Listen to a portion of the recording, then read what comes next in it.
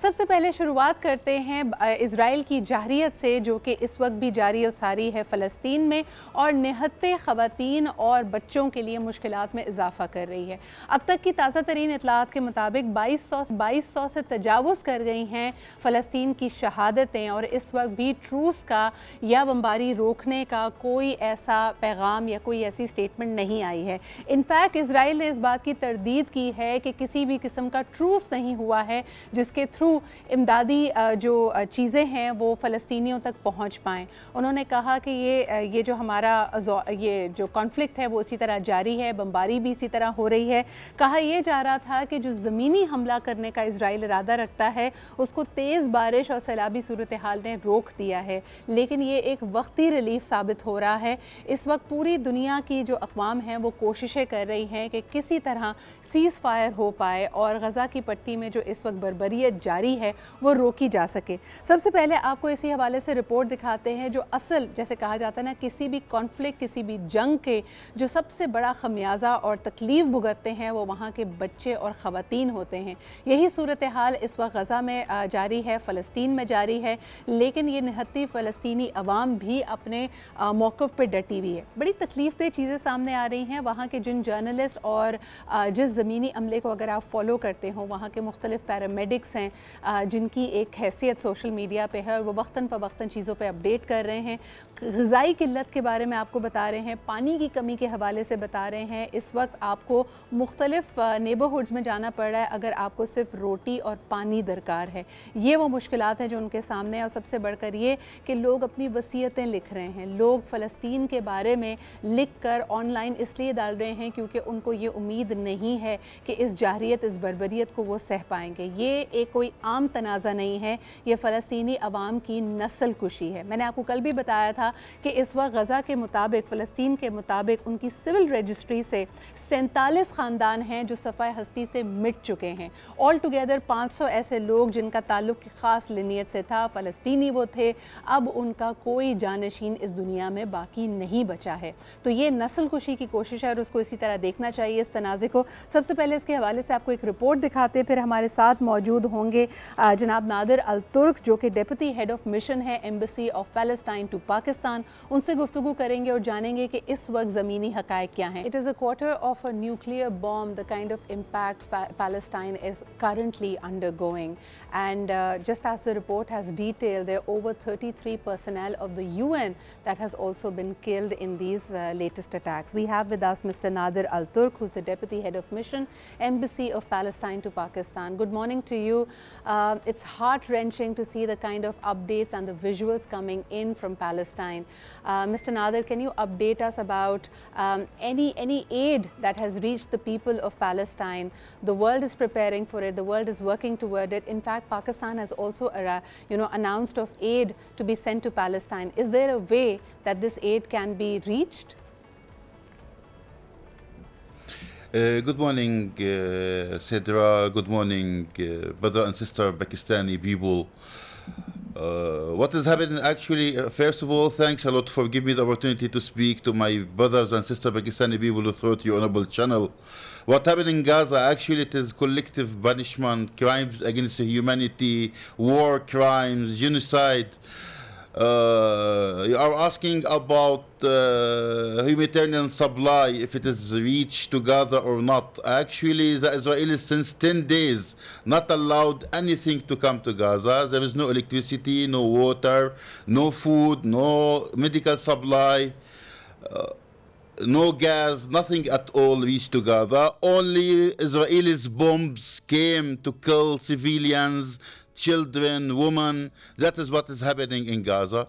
Our brother leadership of Egypt work hard in cooperation with the international community, United Nations, Red Cross, to facilitate the passing of many humanitarian supply to Gaza through the Egyptian borders. But the Israelis warned them from day one that if any truck hold any humanitarian supply for Gaza people, this going to be attacked by the Israelis war plane to be damaged. because they want our people to suffer, because they are using collective punishment against the Palestinian civilians, against Palestinian children, to make them suffer of the damage of the image of Israel as a superpower in the country, in the region.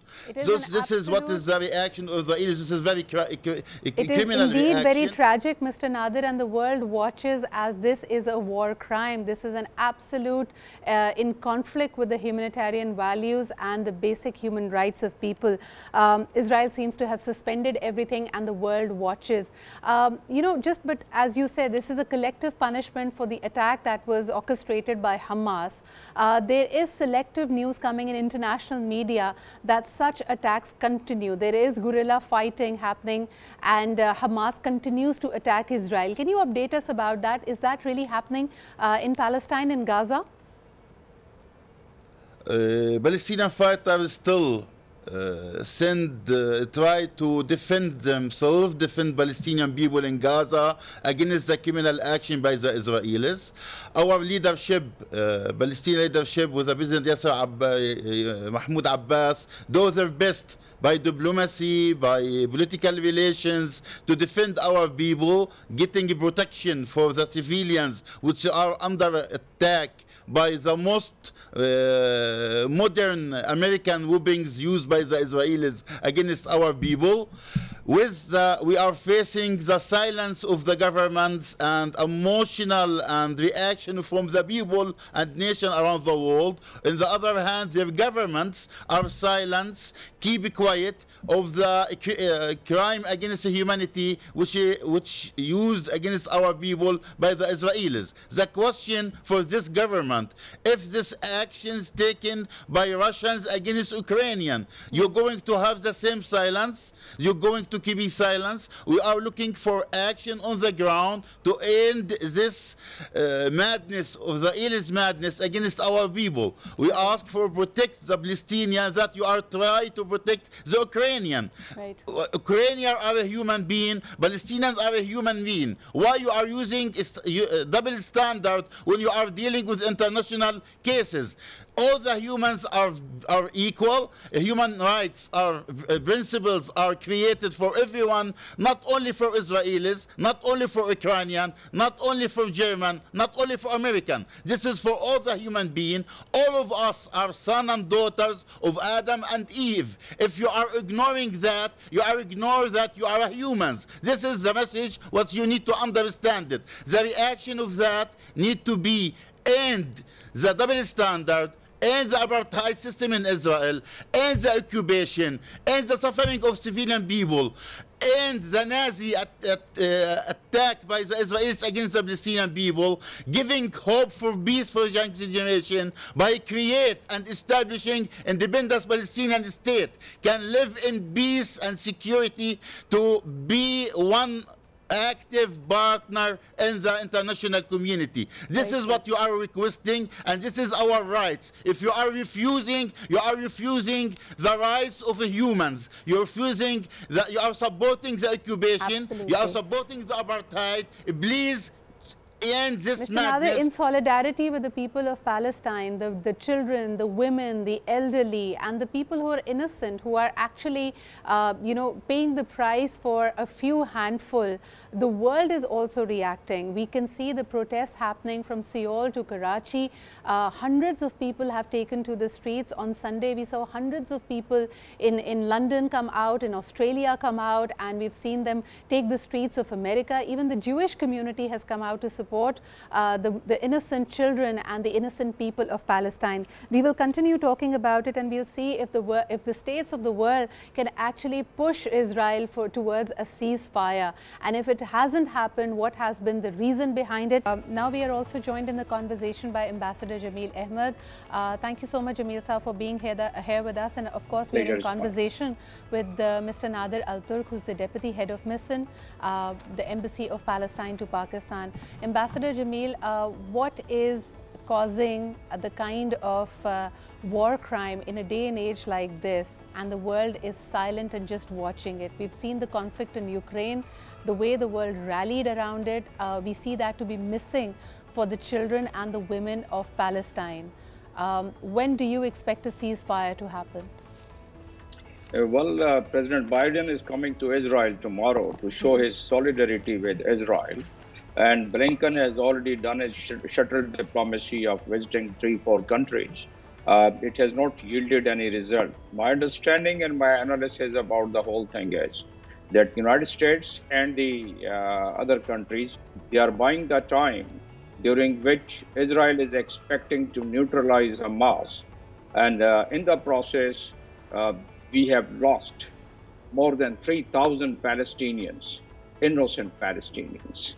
And in the process, we have lost about more than 300 houses, totally demolished, and many more have been damaged. In the process, 14 schools have been bombarded, and 14 hospitals, many schools. So what international community is doing, they've been doing the same thing what they've been doing for the last about 6 decades. They are not really paying any heed. There was some progress during the Oslo Accord. Israel did not really heed to it, and Israel ने कोई इस बारे में कोई पेशरफ्त नहीं दिखलाई जो कि इंटरनेशनल कानून है और जो कि सिक्योरिटी काउंसिल का रेजोल्यूशन है। जमील साहब, एक और बड़ी इंटरेस्टिंग चीज़ ये थी, and this I want to bring to mister Nader, there were leaflets dropped in Gaza in Palestine warning people to evacuate. In fact, Israel has repeatedly asked the children, the innocent people, to evacuate. The number is about 1.1 million people, and a number of UN agencies, including the Doctors Without Borders, have actually pointed out that this will further, escalate the humanitarian crisis, and it's just not practical. Can you please help us understand why evacuation from this area, from Gaza, that is being bombarded, is just not possible and practical? Mr. Nader. First of all, I like to highlight one thing, one detail, small details, that Israelis damaged about 30% of the buildings, houses of Gaza people. We speak about 2.2 million people living there. When you speak about 30% almost about their houses damaged, some of it completely damaged, some of it minor damage, you speak about more than 1,000 of houses and apartments was destroyed by the Israelis. The Israelis are requesting about 1 week before the Palestinian people to leave their homes and properties in north of Gaza to shift to south of Gaza. On the other hand, there was attack the people during their traveling and transfer themselves to south of Gaza. This is one thing. Second thing, this is actually what is the evidence on the ground. The media, Western media mention that is the step is not only transfer 1.1 million from north of Gaza to south of Gaza. The real plan is, this is first step of many steps. The first step, transfer 1.1 billion from north of Gaza to south of Gaza. Next step, transfer all Gaza people to inside the border of Egypt. The third step, which I was keep it in mind, which is according to rumors, was speech about in the many Western media, that the Israelis going to use tactical non-kill weapons, bombs of Jadam, to damage Gaza completely, which means creating a crisis of Palestinian refugees for the second time since 1948 without giving them opportunity to come back to their houses and their properties, because it's going to be completely damaged, which means there is going to be no Gaza Strip anymore. This is the Israelis' crime mind plans for Gaza Strip. The problem right now, we are the international community governments. I don't speak about the people. People are stand up with Palestinian, but their own government ignoring even their own people. I don't know what kind of democracies are speaking about it. They are ignoring their own. It seems to be unfolding exactly the way you've mentioned. Crimes created by the Israelis. This need to be end. This madness need to be end. Israel is not above the international law. All the humans, all the nations under the rules of law. No one above the law. Only Allah Himself is above the law. Interestingly, right before this latest conflict and the kind of war crimes that Israel has been committing, there were talks about normalization of relationship relationship between Israel and the other Middle Eastern countries, specifically UAE with Saudi. Ambassador Jamil, that seems to have been halted. Do you think Saudi Arabia, Egypt, Pakistan, Iran, they will be able to assert any diplomatic pressure to stop this conflict at this point, to cause and to actually impose a ceasefire through Israel and to actually stop this plan that Mr. Nader talks about in track? Unless there is a complete platform, which is already there under the UN Charter, and under the UN Charter Chapter 8, the OIC was formed, like other regional organizations were formed. So OIC is the only platform which could collectively invoke the international law. Now, we were talking about the war crime. You mentioned twice during your conversation. And that, what is that international law? There is a Security Council resolution 2334 that was passed in 2016. And Israel has not really, did not care about it, you know, and that was having settlement in the occupied area.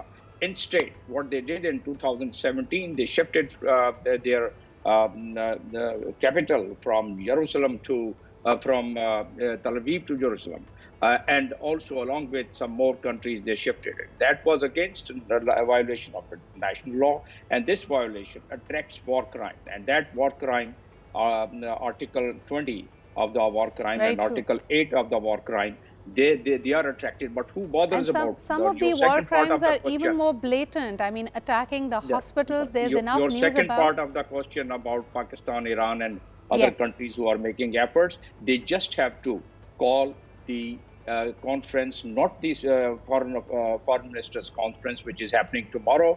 They should have done that under article of the OIC, Article 99. And under Article 9, they could have called for the head of state emergency session, what they call extraordinary session. And it's given in OIC in the first article that Palestinian struggle has to be supported. So this is the best platform. They can also pass a resolution and send it to the General Assembly to call for General Assembly extraordinary session, and also request for the Security Council, although it might be vetoed, but at least the platform. You know, so you feel that these diplomatic channels have not been exhausted to their full potential? Look at South Africa, you know, that we have to applaud the South African president. He has snapped his diplomatic relations, and he has already announced that he is going to snap his economic relations also with Israel. I in fact want to take this one to Nader Saab. Mr. Nader, what is your expectation of the world and specifically of the OIC? Just as Ambassador Jamil was pointing out, there is enough diplomatic pressure and muscle that can be put to use, but unfortunately it is not being put to use at this point in time. First, if you don't mind, I like to go one step back by speaking about normalization. Yes. What is the logic when Israelis normalize the relationship with all the world, with all the nation, and ignoring to normalize the relationship with the main people in the conflict with the Palestinian people? How they can reach peace and stability without normalizing the relationship with the Palestinian and respect them as equal human beings? This is the question we need to be asked. This is the real question need to be asked. What is the meaning? What is the logic of that? If you are in a relationship with others to create peace and stability, how is that going to support this effect, this approach, if you are not in a relationship with the Palestinians who are in the main conflict with you? This is the question for Israelis leadership, for the Americans who are supporting blindly the Israelis in all effort. For international community, and yesterday the Russians try to ceasefire and the Americans use veto. What I hear. The veto, I think Americans use it in favor of Israel more than I use it in favor of America and American people themselves. I can't understand if Americans are leading and supporting the interests of American people or the Israelis' crimes against the Palestinians. This is one thing else. For UIC and the meeting, I need to mention one thing. We really appreciate Muslim Ummah support. We appreciate especially Pakistan, Egypt, Jordan, Saudi Arabia for their support for Palestine. We really highly appreciate that. But getting more statements, getting more resolution is not enough. We have from United Nations more than 1,000 resolution from Security Council in favor of Palestine. We get from Security Council more than 85 or 90 resolution in favor of Palestine. Israelis only ignore all this resolution, ignore is this condemned statements. What we are needed indeed is having active on the ground, using the power of Muslim Ummah to support the Palestinians. I don't speak about military power. We don't need military power. We need diplomacy, need political relation, economical, financial power. This is what I speak about. If you would allow me just to interject for a minute, Mr. Nader, there is news about Russia and China wanting to support Palestine through their military might. Is that on the cards? Is that misinformation? Is that just a thought, or is there any headway in that? No one speak about military aid to Gaza. No one speak about military support to Gaza. We are speak about humanitarian aid only. We speak about diplomacy. Speak about to protect our people under attack, civilian people under attack by the American weapons used by the Israelis. We are speaking about protect us from the silence of the international society, the silence of the governments of USA, German, France, all these countries are British who are supporting bloody Israel and their crimes against the humanity, against our own people. It's been 10 days, the bombardment and the war crimes continue. Children and women and the people of Palestine continue to suffer. My last small question to Ambassador Jamil would be, do you see a ceasefire on the cards in the next 24 to 48 hours? Or do you see that this particular conflict is going to become a larger regional or global conflict in the days to come? Well, all the potentials and all the indicators, what we can see for the past 10 days, we can simply draw the conclusion that it's going to really it's going to escalate further. 350 tanks are lined up in front of Lebanon border, and about 28 villages Israelis have already gotten it vacated. So that means that they are preparing to face Hezbollah from one side, and Iran has very clearly and categorically told them that if there is a ground attack, ground intrusion from the Israeli side to Gaza Strip, that would fan out the crisis at a larger scale.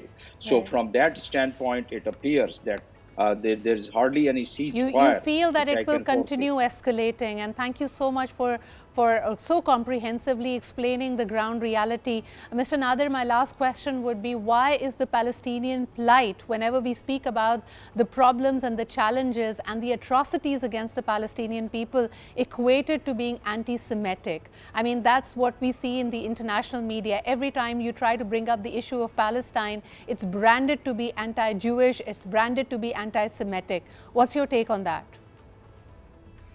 Actually, the use of anti-Semitic is used in mysterious and fake ways. All the nations in our region, all the Arabs are Semitic. We are all sons of Sam. Like the Jew, Arabs, others are all sons of Sam. But the Zionism try to use anti-Semitic only to be for the Jew. And this is actually fake, to use it against us when they are all sons of Sam. This is one of the issue. Something else, the propaganda of the Israelis, they are change the facts on the ground, historical facts, by even what is their plan, which are right now they are doing. This is actually the crisis. This crisis start according to, it was a reaction of that. The Israelis plan to damage Aqsa Masjid, Qibla Awal for Muslim, to change it to become a Jewish temple only for Jew. This is the real story on the ground. They keep attack Aqsa Masjid. The reaction by the Palestinians to defend Aqsa Masjid, because we are the first circle to defend Aqsa Masjid, and our Muslim Ummah supporting us behind. What you are needed actually having active and procedure on the ground to defend Aqsa Masjid, defend Palestinian people, and giving us the right to establish Inshallah, our we are own. hoping for the innocent people of Palestine to be protected, a ceasefire to happen, and you're absolutely right. The Qiblatul Awwal for Muslim Ummah is equally important to every Muslim around the globe. Thank you so much, Mr. Nader Alturk, Deputy Head of Mission of the Embassy of Palestine, for being with us this morning. Thank you very much, Ambassador Jameel Ahmed, for taking out time and being a part of this conversation.